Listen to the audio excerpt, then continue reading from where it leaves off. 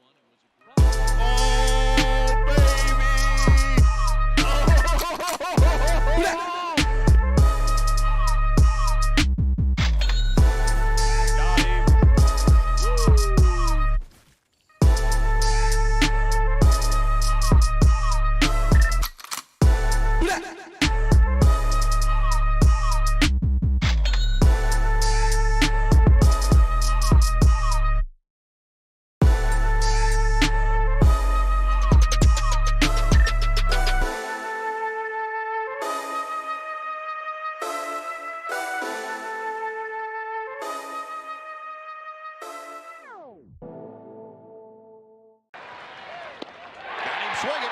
Derek Collins. Swinging. Derek Collins.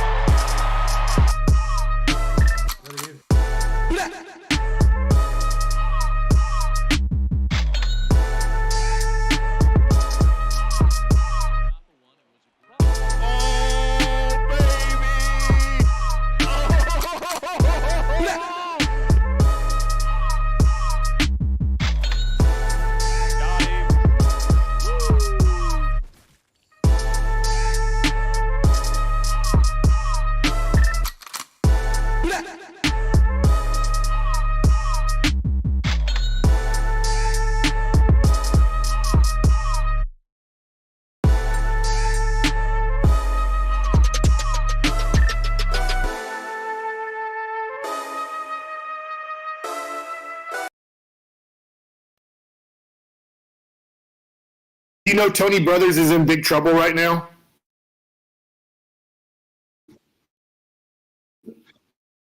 Like super loud. Yeah, I just got to turn you down a little bit. Say something again.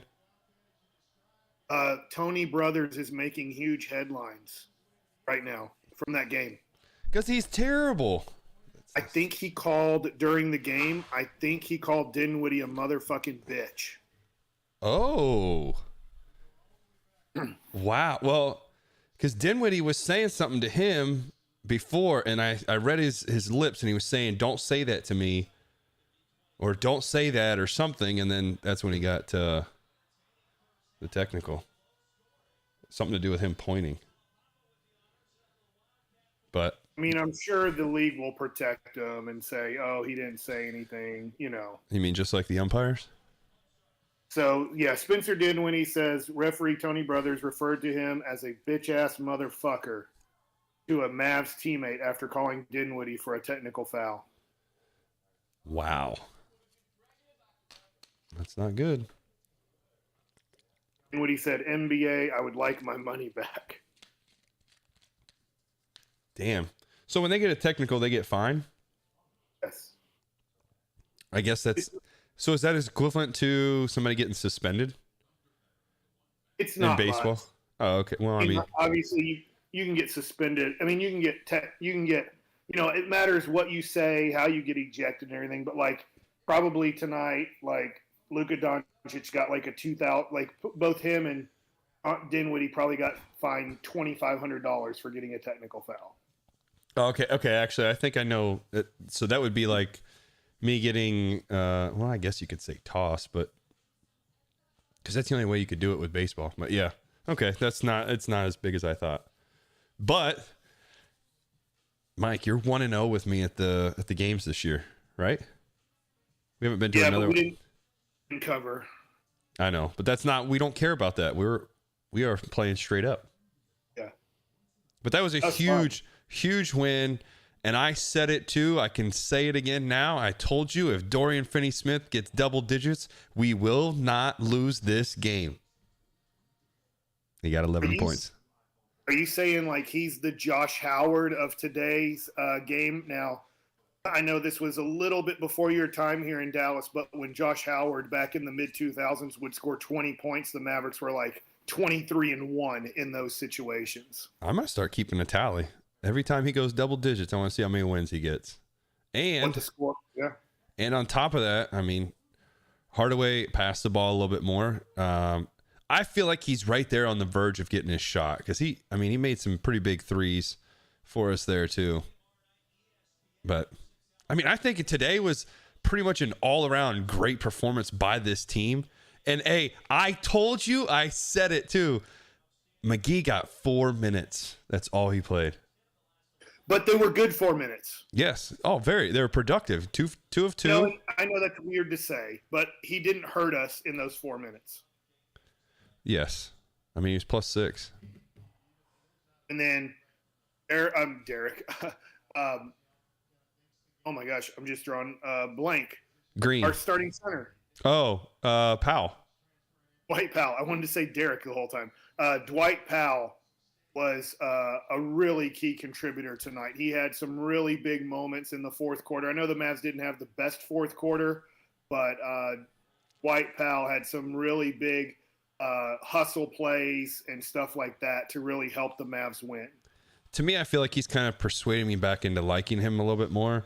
I think today we saw a lot of great things from him. The hustle was huge. We talked about this too, and I know we're going to probably end up talking about it here shortly, but Toronto is too tall. They had way too many tall guys, so it was hard for us to really get many rebounds.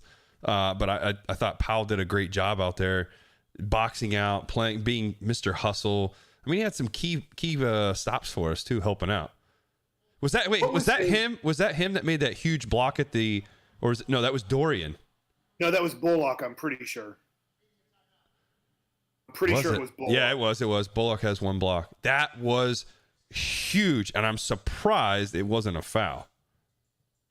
Well, because he came down so hard, but I don't think he touched him. But I mean, when you swipe at the ball that hard, sometimes you get called for it for the violence of what you did blocking that shot. But like you said, Derek, man, this was a really good win and a team win. And yes, Luka once again, best offensive player in the game today. I think Giannis is the best all-around player, but that is just, I can't explain to people. You get to go to more games than I do, but you allowed me to sit 3 rows away from the court, and getting to watch Luka that close, it's one of the greatest things you can experience in sports.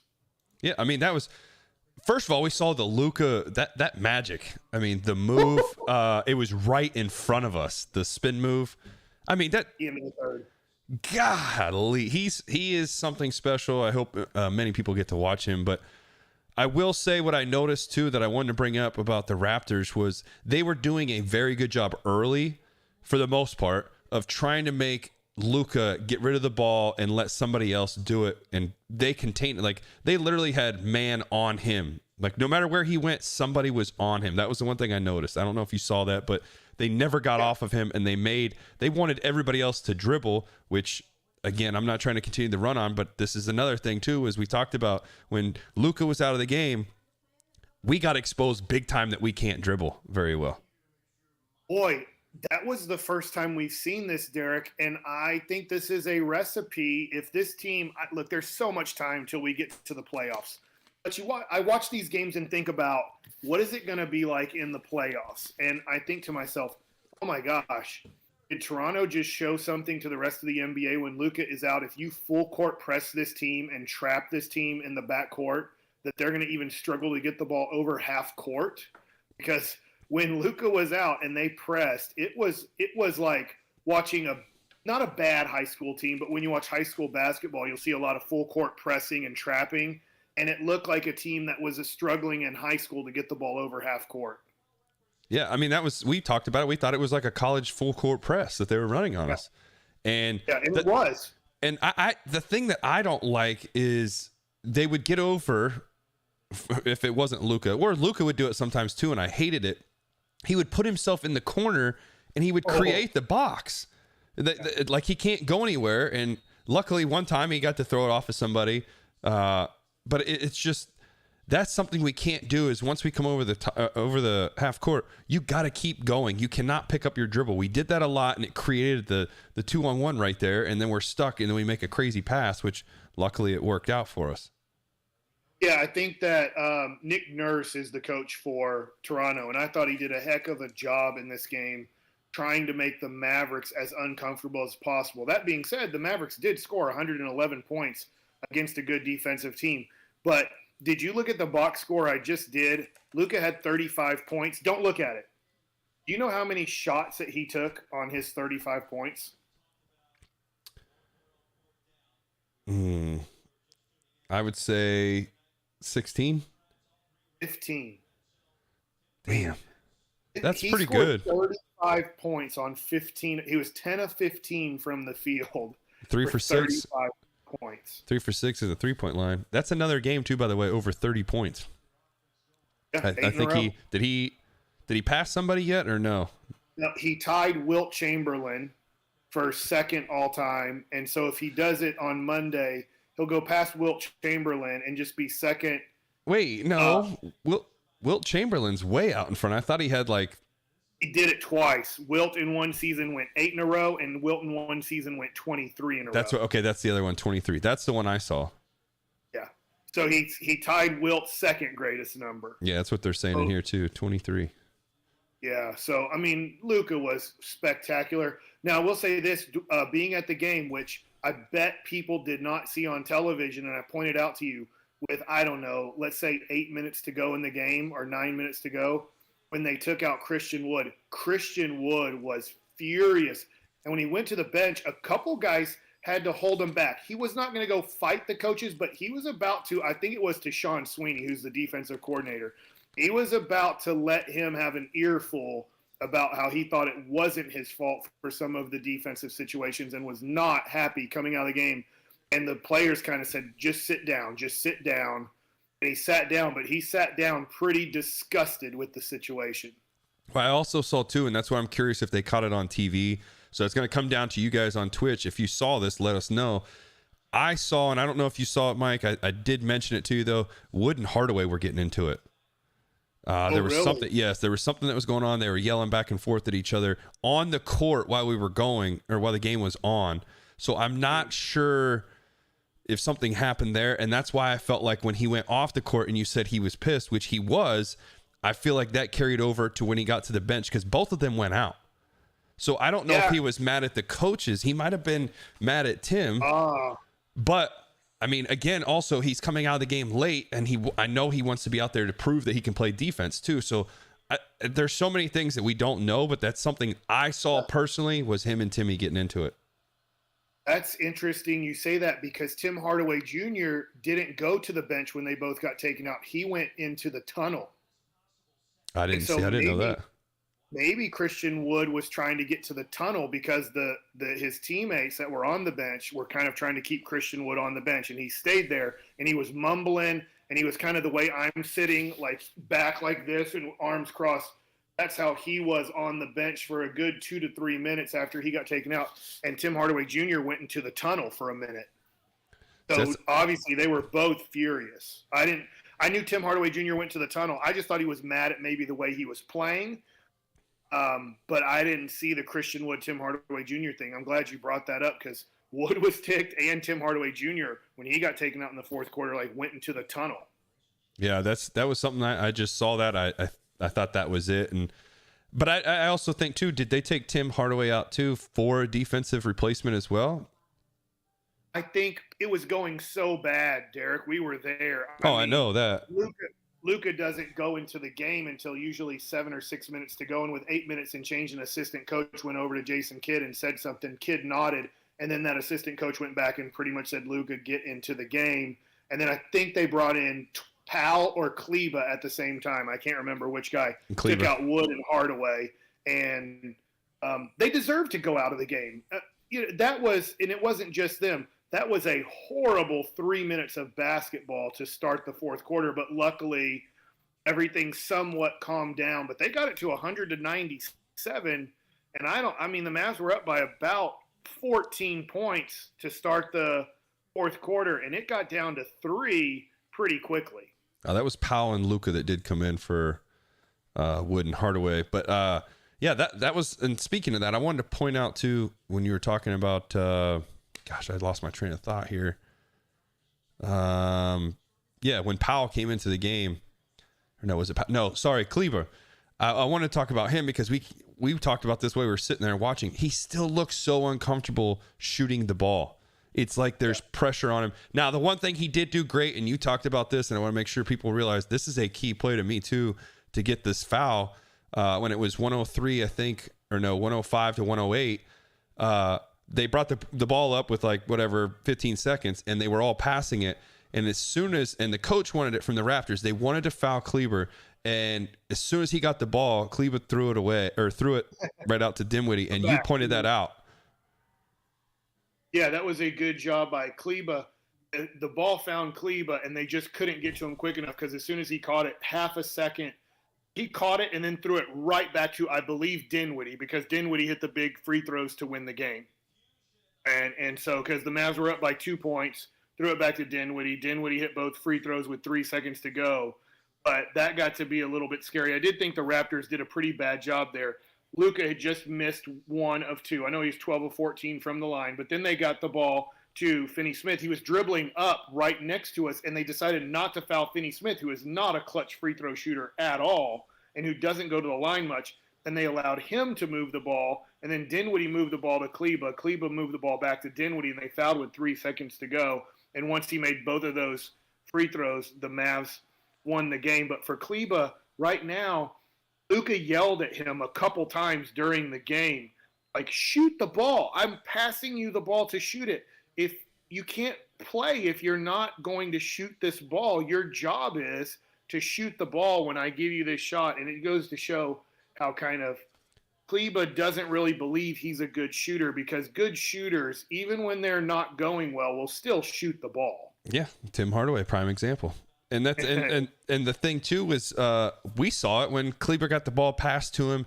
He even hesitated. He wanted to shoot, and then all of a sudden he realized it's too late. He took too long, and then he took a dribble, and then he passed it, and he literally was talking to himself. But I just think he's a guy that, to be honest, he's gonna be here, so we need him to get his confidence going. And I think when Luka was yelling at him, and I see he's gonna use that in the right way. He's the type of person that's gonna look at it as, you know what? He cares. He's the one yelling at me. He's encouraging me.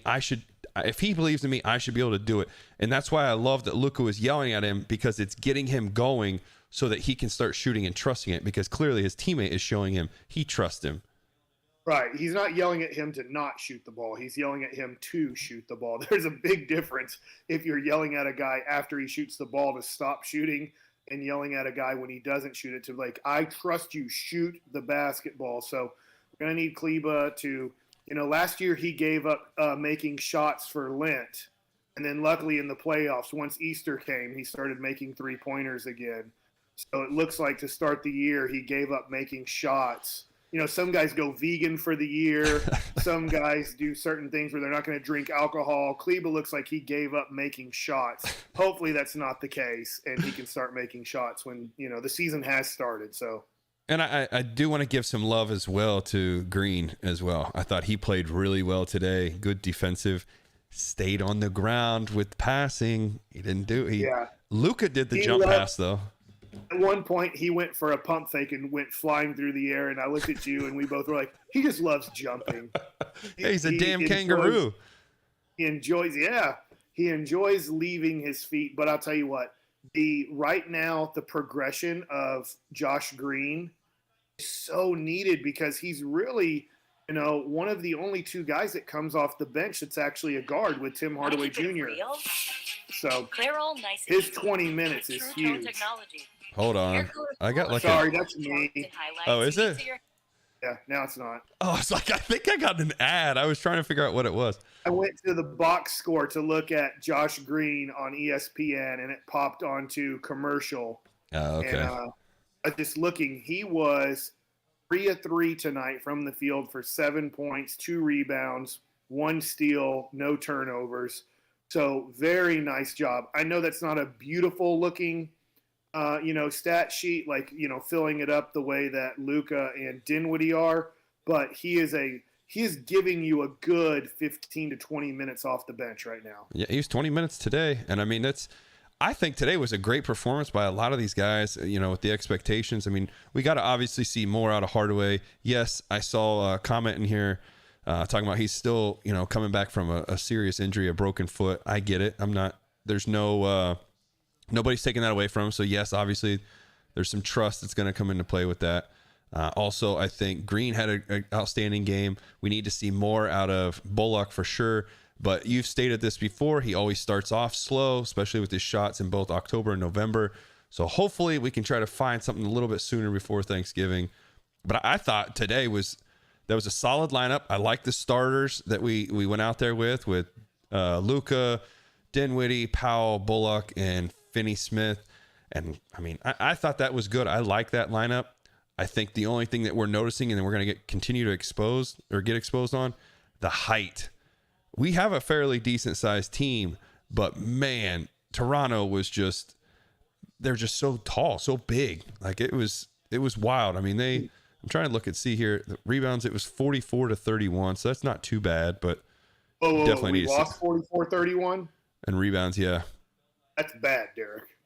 It could be a lot worse. I remember when, what's his name? DeAndre Jordan, he had 30 rebounds himself when we played against him when he was with the Clippers. So I'm going to take this. It's still not good. I know that. I'm not saying it's not god awful though. The best rebounding teams in the NBA at the end of the year are like +4, +6 per game. So when you lose by 13, but unfortunately, if JaVale McGee, it's so early. I hope he gets better, especially if he gets some color on those shoes. We'll talk about those in a second.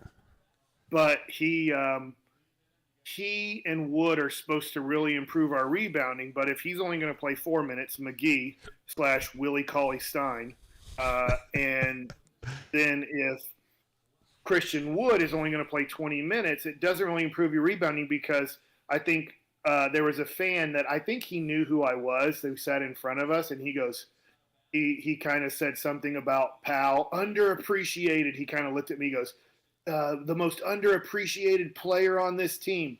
And I'm like, hey, I totally get it. First of all, he's not underappreciated in his checkbook because the dude's getting paid $11 million a year. Yeah. And then for Dwight Powell and Maxi Kleber, as much as we like them, they're very poor rebounders for their position. And that's why the Mavericks went out and got JaVale McGee, went out and got Christian Wood, is they thought that would really help. So the organization knows they are very poor rebounders for their position. And so if they're going to play the majority of minutes at center for this team again, and we're not improved there, then we're going to get hammered on the boards because just think about what we did and what James Looney made us look like. Sorry, not James Looney. I always think of the left-handed hitter. But Kevon Looney. That's James Loney. Kevon Looney and what he did rebounding-wise to us. And if you play a team like Denver in the playoffs, you play teams like if Minnesota's a matchup in the playoffs, you got to be a better rebounding team. And Dwight Powell and Maxi Kleber just can't. It's nothing against them. They're trying their hardest to get rebounds. They're just not good enough to do it. Well, here's the other thing, too, is your leading rebounder was your point guard, and he got as many rebounds as all three of your centers. That's not good. Yeah. And I mean, but we did play very hard. I don't want to, it sounds like, I think if somebody's just tuning in right now and didn't watch the game, like, oh, we must have had a bad game. Mavericks had a great game. We're kind of pointing out these flaws right now, but they did have a great game overall. But they did get out rebounded by 13, which is a lot. Yeah, and I want to point out too, like Cammie, you're saying that I'm hung up on something, which is only a problem versus the Raptors and maybe the Bucks. No, it's going to be a more of a problem down the road. We are not those teams are tall, and we got to be able to get our rebounds. I think the last 2 games we haven't done very well on rebounds versus the other team. So, and your point guard shouldn't have more rebounds than all 3 of your centers combined. That's what we're pointing out. We're not saying this is a continuous flaw that we're going to have all year. It's not. But right now, it's something that happened tonight in today's game, and it needed to be pointed out. Yeah, and it's something that happened in almost every playoff game last year. That's why Nico Harrison went out and got JaVale McGee and went out and got Christian Wood, because the organization, not Derek Holland, not Mike Bassick, we're pointing it out again. Nico Harrison and Jason Kidd said, we are a horrible rebounding team, and we have to get better at it. And if you go back to all the same players, what I mean by that is if Christian Wood's not going to play the last 8 or 9 minutes of a game, if JaVale McGee's only going to play 4 minutes of a game, you're going to run into being one of the worst rebounding teams in the playoffs. And I know they made it to Game 5 of the Western Conference Finals, but it's very tough to win basketball games when you give the team an extra 10 possessions a night that you're not getting because you're not getting the defensive board after getting a stop. Yep, that is spot on. All right, so I want to talk about this real quick because I talked about it right before we went on, Derek. What, so McGee's shoes? Well, we can do next. that. That's or next. No, go ahead. I want to hear this. What's coming out about Tony Brothers, because this is pretty huge. This has become the story of the night around the NBA. And here is, since we're on this, I am going to read this verbatim, okay? So there is cuss words in this. According to Tim McMahon and Mark Stein and others, Spencer Dinwiddie says referee Tony Brothers referred to him as a bitch-ass motherfucker to a Mavericks teammate after calling Dinwiddie for a technical foul. Yeah, I just saw that little interview right now. So right now, the whole kind of, even Jason Kidd started off his press conference by not really talking about the game, talking about this Tony Brothers, Spencer Dinwiddie situation. And I was watching it right before we went on, and Jason Kidd kind of said, hey, Tony Brothers is, a longtime referee, kind of, saying good things, a good referee in the NBA, but obviously the league is going to look into this situation with Spencer Dinwiddie. The thing too is where that happened was right by the what do you want to call that? The box right there, the announcer's booth, whatever. It was right over in that area. So I'm wondering if a mic was able to pick that up too. Because there's mics on the obviously on the baskets too. I don't know if there's a mic right there in the center court, but I know there's got to be a mic close by that would pick that up. I mean, yeah, and you also know this, Derek. The NBA, just like Major League Baseball, they're going to protect the umpires and the referees. So it's going to be very tough to prove that Tony Brothers did this, because even if the NBA knows he did it, they're going to try to sweep it under the rug and not bring it up because they don't want their referees, or they don't want the umpires ever looking like they have any type of bias. Yeah, and I mean, sorry, I had to hurry up and write this back. I know this from obvious experience. They do protect the umpires. I'm just being honest. They're not accountable. They don't ever have to do interviews or anything like that. Obviously, in the baseball side of it, guys are affected on performance because of that, and then all of a sudden they're sent down to the minor leagues. Umpires do not get sent down. I got suspended last year for throwing at an umpire, and I literally threw the ball 50 feet above his head. I hit the top of the backstop, basically, the net. Like, I almost gave a free ball away to the fans. And in his little report, he tried to say that I threw at him with the intentions of hitting him. And then on top of that, he instigated the whole thing. And that's the thing that sucks is umpires, referees, they can do that. They can instigate this whole thing. The example is literally the pitch clock. Once you go over the time, it's a violation. It's a charged ball. We go on from there. So I told him when I came into the game, just charge me a ball. I don't care. Just charge me the ball. I want my warm-up pitches. I'm here to make sure that I take care of myself and do my stuff the right way. I don't care about this stupid pitch clock. Umpire stood over the home plate. I yelled at my catcher, throw me the damn ball. He gave me the ball. I threw it to the top of the backstop just so I can get one last throw in. And then all of a sudden I got tossed. So that's the thing that sucks. And on top of that, when I argued with the minor league commissioner, I reached out to him because I want to talk. You can't appeal anything in the minor leagues. So it sucks because they asked for video and everything, and we provided every single piece of evidence. And the umpire told me at 52 seconds the first time I only had one throw left. I told him no, I have more until 30 seconds. Then he did it again at 46 seconds. And we sent all that stuff to him. And then we also sent him the video of me throwing the baseball. And yet here I was. I still got suspended. And they told me they wanted to make an example out of me. That was their excuse. And to me, somebody that's never been suspended, and I've only been tossed out of a game once in my entire career, minor leagues, big leagues, I've never been tossed or anything. And I got tossed one time in my career, and you want to try to make an example out of me. That was horseshit. And I told him, we provided you every bit of evidence. You have everything right there in front of you, and you still chose to go a different route because you want to try to make an example out of me for no reason. And it was just ridiculous. And they have no accountability. And all of a sudden, that umpire got called up to the big leagues that next day because I was set. I asked the manager to let me take the lineup card out so I could see him and talk to him about it. But yeah, he got called up to the big leagues. So again, Tony Brothers sitting here telling Dinwiddie he's a motherfucking bitch or whatever it was. There's no repercussions for that. He's going to be fine. Yeah, and he's a long tenured ref. I mean, I bet he's been doing this for 30 years, if not more, in the NBA. But, it's one of those things where almost Dinwiddie, I just wonder this too, Derek, and you know this. Dinwiddie calling him out like this publicly for what he probably did do is going to make it even worse on Dinwiddie in 100%. The future. Yep. So now Tony Brothers is going to stick it to Dinwiddie and stick it to whatever team he's on. He already sticks it to Luka quite a bit during the season too. Oh, he was ready to get the technical. He should have got, to be honest, Luka should have got it from him, but he wasn't paying attention. The other referee, the bald guy, is the one that got him. Yeah. And I remember saying, I said, he's yelling at that guy right now. And that that referee didn't even notice it. So that's why he got the technicals from the other guy. I said he was about to get a technical, but. Yeah, so Luka right now is getting a technical foul every fourth game. How many is it? 16? Yeah, so he has 2 after 8. God, you can't do that. That's the one thing is we need a little bit more out of Luka too when it comes to that. Keep playing how you are, doing everything that you are, but the one thing is, man, we got to stop with the crying to the refs and getting yourself technicals. We need you out there.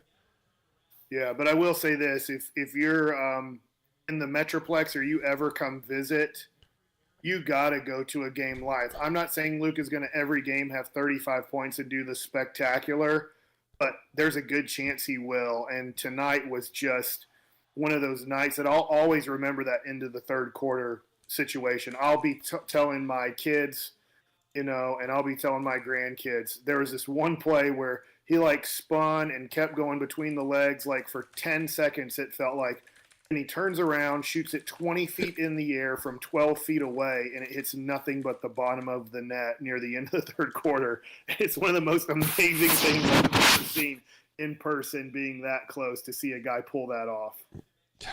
Yeah, Luka's legit, but also for something else that people didn't get to see. Let's talk about the unbelievable shoes by McGee. I put it on my Instagram. I should have put it on Twitter too. It looks like he's either about to cut designs in the yard with the lawnmower, or he's about to make some fire ass food on the grill. It is unbelievable. Those are what are they called? The Monarchs? I don't know. What it looks like to me, Derek, is it looks like you order those from Nike on their website, but then you color it yourself. It's a special order, and so you can make them whatever design you want. And he decided, I just want them white with a little outline of the Nike logo and then a little black Nike logo on the inside, and we're good to go. And it's so funny. They just look so bland. I mean, I don't know if I've ever seen a more bland shoe in the history of the NBA, and I'm going back to the 80s. Yeah, those shoes are hysterical. And I think that was the first time too he didn't wear tights. He was in regular shorts. Okay. Well, so that could be something new. But it decreased his minutes though. Maybe he thought he wasn't playing. That's why he didn't wear them. 4 minutes is pretty close to it.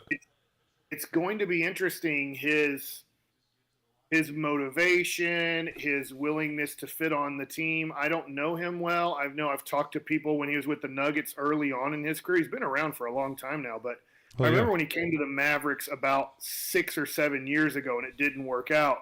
And I was talking to a former Denver Nugget who's, on sports talk radio, and they're like, man, Willie Cauley-Stein has a lot.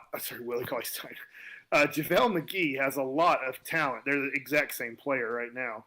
And he said he's just aloof. He just will completely lose focus throughout a game, throughout a month, And right now, I don't know why he is not playing like the Phoenix Sun JaVale McGee, why he's not playing like the Golden State Warrior JaVale McGee, but he is not doing it at all. I feel like it has something to do with being here because last time when he was here, he was bad.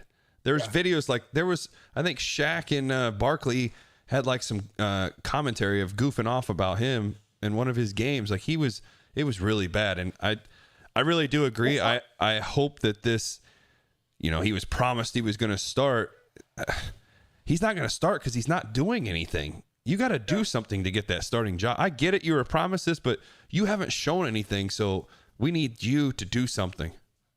That's how Shacking a Fool started, Derek. It was literally JaVale McGee who started the Shacking a Fool thing where Shaq's like, I need a whole segment on how horrible these situations are. And he's like, it's the JaVale McGee Shacking a Fool segment. And I mean, I still don't want to give up on him. It was only 4 minutes tonight, but it was a productive, nice 4 minutes, We really need to get 12 to 15 minutes from him. We don't need really any more from him, but 12 to 15 minutes of getting about 5 rebounds and I'll say 5 points. I'm not asking for a lot. Dunk the ball a couple times. Luka gives you a pass, dunk it. Get an offensive rebound, put it back, and dunk it. Get fouled, make 1 or 2 free throws. There's your 5 points for the game. And then clean up the boards. In your 12 to 15 minutes, I need at least 5 rebounds from you because we really need you to clean up what we can't do. Kleba can't get rebounds. Dwight Powell can't get rebounds. Reggie Bullock and Dorian Finney-Smith are limited. They're 6'7" guys trying to get rebounds against 6'9" to 7 footers. You're the long-armed, athletic guy who needs to really clean up that mess for 12 to 15 minutes a night. I agree, big time on that. My other question I have for you though too is, did Dwight Powell earn his spot now to be a starter right now, for the time being? For right now, yes, he did everything possible, and I'll give Dwight Powell all the credit in the world. Dwight Powell looks like last year's second half of the season, regular season Dwight Powell. It completely went away come playoffs. He couldn't get a rebound. He couldn't defend anybody. He couldn't make a basket. But at the end of last season, he had a really nice stretch of games to finish the regular season. And what we're seeing in these last 3 games is that Dwight Powell. And look, I don't know if you can rely on him at all in the playoffs. But in the regular season, he does give you energy. He does give you effort. He does give you, sometimes he finds a loose ball. Sometimes he does find an offensive rebound. Or even if he doesn't find it, he'll tip the ball, and then the other guy will tip it out of bounds, and that counts as our ball getting back, even though it's not a stat for him. So I'm very proud of what Dwight Powell's doing. I still think the Mavs are going to look to move him at the trade deadline. I think they tried to trade him this offseason but couldn't find a deal that worked out because he's an expiring $11 million contract.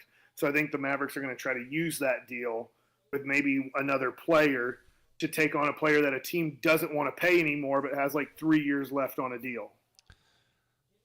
A guy like Westbrook? I don't want to do that. I know. I also was curious too. You brought this up too. Last time we had seen Wood and McGee on the court at the same time, I think it was opening night. I like that combo. I liked having Hardaway out there with that. But again, we're still kind of stuck with no ball handler. Yeah. I'm wondering after tonight, and who knows? I mean, there's a lot of time for Jason Kidd to try to figure this out. Having Wood coming off the bench might not be a great idea if he's coming in with Hardaway, because if they're saying Wood is a bad defensive player, which he is, Hardaway's just as bad. So you're bringing in two offensive weapons who can't play defense at all, and to your point, aren't good ball handlers. I mean, Christian Wood's a good ball handler for his size, but he's not a guard. He doesn't have guard skills with the ball. So if you're bringing in two guys that want to score and two guys who don't want to play defense and can't really help too much defensively, maybe one of them needs to start so they're not playing a lot together. Yeah, and I'm curious too. Who do you think would be the better defender of the two? And in my personal opinion, I feel like Wood was a part of what you talked about before with them arguing and everything once he got off the bench. Maybe it was part of the defensive talk, like, hey, I want to be able to prove myself that I can play defense. I'm improving, but also I'm not sure there. But I also am curious, though, if I had to pick between the two, I think I'd much rather have Wood out there than Hardaway. Yeah, because Wood can give you 10 to 15 rebounds a game. So, you're hoping that if he's around the basket, he's going to gather the board. Really, Tim Hardaway Jr. is hoping at times to get a charge. They're both different defensively because obviously Hardaway is going to find himself on the perimeter almost all the time, where Wood can find himself in different situations. They usually like bringing him up into a pick and roll situation, which we're going to switch. So then he's going to be on the perimeter guarding a guard. But if he is down low and doesn't have to go up top, he's going to get that rebound if there's a rebound to have. So, it'll just be interesting to see because they might not be a good match coming off the bench together, but you have 70-something more games to figure that out. Yeah, I mean, I think this is a big win. I liked what we saw. I mean, this team looked good. There's a lot of fight in them. The thing that kind of bothers me is once we get over the court or half court, we don't have anybody that can truly dribble. And that full court press, I mean, you're seeing a lot of, well, actually, I shouldn't say a lot of teams. This could be something that exposes the Mavs is if we can get the ball out of Luka's hands, they can't move. They're stuck. And that's something that worries me a little bit here. So I know that he's better than Tim Hardaway Jr., but can you imagine if you didn't have to give up much and you got Jordan Clarkson from Utah? Yeah, I mean, I don't know enough about the other players like you do, so I'm going to probably agree a lot of the time of what you think is the right pick. Oh, I mean, if you watched the playoffs last year, that guy would come off the bench, and he's different, but he was kind of like Jason Terry. He's not like a prototypical point guard because he's more of a scorer, but just unbelievable at creating good looks for himself. And at times he does move the ball, but if he's playing off of Luka, the dude's an amazing catch and shoot guy, and then also he can catch the ball. And if you close out on him too hard, he can make a great decision with the ball. So Jordan Clarkson's a guy who I'd really love to get, and not to just crap on Tim Hardaway Jr., but he would kind of replace Tim Hardaway Jr. in what we're maybe asking him to do. I'm wondering if we're just asking Tim Hardaway Jr. to do too much, and he just can't do it. He needs more ball handlers on the court to not put the ball in his hand so much. Because when he does, he's going to take a contested shot. Yeah. He's going to give about 2-3 dribbles. He's going to get a look because he can dribble well enough to get a look for himself, but it's not like an open look. It's a contested jump shot. Yeah, I get what you're saying there. I mean, we just need some better ball handling. And I do have one more thing. I want to throw this out there because I just realized somebody wrote this, and I think he is one of the coaches too. Isn't Tyson Chandler helping out with the Mavericks? Yeah, he's like a special assistant, maybe the way that you would say Aaron Oliver or Michael Young are special assistants for the Rangers. Like, they're not really on the coaching staff, but they help. Oh, okay. If that makes sense. Like, he's not on the bench. He's not at every game. He's not at every practice, but he's there to help, and it's good. I mean, obviously him and Jason Kidd have a relationship. They played on the Dallas Mavericks together, and then I think they might have played on the New York Knicks together after the Mavericks. So, well, I like what I see from the Mavericks. That was a big win. I was glad you got to be a part of that with me there. Probably going to be taking you, obviously, to more games. It could be on Tuesday. That was so fun. So fun. Thank you so much. That was a memorable night, and the Mavericks played really hard. That was a tough team that they played and fought and clawed and won. There were moments, obviously, we pointed out some of the negatives, but there was a lot of positive plays and a lot of positive moments. Yeah, that was big. It was a great game. Glad the Mavs pulled it off. Well, we'll see what happens next on, what is it, Tuesday? Or Monday, right? They played Brooklyn, right? Yeah, that's right. It's Brooklyn, and is it on Monday or Tuesday? I think it is Monday. Maybe you're right. I don't know. I'm looking right now. I'm pulling it up. They got, 11-7. That's, 3 days from now. It's Tuesday or Monday. No. 8, 9, 10. Yeah, whatever. I'm done with that. You don't play Saturday or Sunday. How about that? There we go. We'll leave it at that. Play Monday. It is Monday. You play Monday, Wednesday, Thursday, Saturday next week. Just like numbers are hard for you, counting is hard for me. But just remember, Twitch doesn't have any numbers. Yep, that's true. You don't have to do that. But I appreciate it, Mikey. Another good Mavs talk. We're going to get back at it again. That game also, by the way, though, 8:45 p.m. Ooh. So that is definitely probably a televised game. So looking forward to that. I will see everybody there. Mike, thanks again. Another big solid win. Hey, Derek, raise the roof. Remember that? Yeah. We're raising the roof. Oh, yeah, we did it. High-fived all day. Whoop, whoop, whoop, whoop. Arsenio Hall. Dog pound. That's right. Here we go, brownies. Here we go. Ooh, ooh. Derek Metcalf. Yes. It's another good one. Jim Brown. Bernie Kosar. Yes. We're wasting time. Go to bed. All right. Good night. Good night, everybody. Oh, he left just like that. There goes Mike. And for us, guys, I don't think I'm going to get on tonight just because it's already 11:30, and I'm actually going to try to do a brisket in the morning to cook during the day. So I will catch up with you guys later. Again, thank you, though, for being here. We're going to try to do this for every single Mavs game. Obviously, next week's going to be a little bit difficult due to my charity event. So for those that don't know, all you guys here from Dallas, come out to the Lava Cantina. November 10th, Casey Donahue will be performing. You don't want to miss it. It's all for a great cause. It's for my foundation, helping kids with cancer that are here in the community. We're trying to help them out. We're going to hear from Jake, who was there last year. Never been to a concert before. Got to announce Chase Rice out onto the stage. Please click the link. Thank you, Baron, for putting that out there. Get your tickets. Come out to the game. Come out to the concert. We're going to enjoy some great music, all for a great cause, helping raise money and awareness for kids with cancer. No kid should ever have to do that. And you get to hear how this foundation started. And I will be walking around. I'm going to try to get Mike Bassick to be there. I know Choppy might be there. Cole Hamels will be there. You're going to see some guys there. So it's going to be a good time. Get your tickets. Come and hang out. Let's talk shop. Let's have a good time. Let's raise money. Let's raise awareness. November 10th, Lava Cantina in the Colony. Can't wait to see you guys there. Casey Donahue rocking out. But again, thank you guys so much for being here. Mavs basketball, we will do it again, especially if they go on the road and they're definitely on the West Coast. We will watch the games together on here.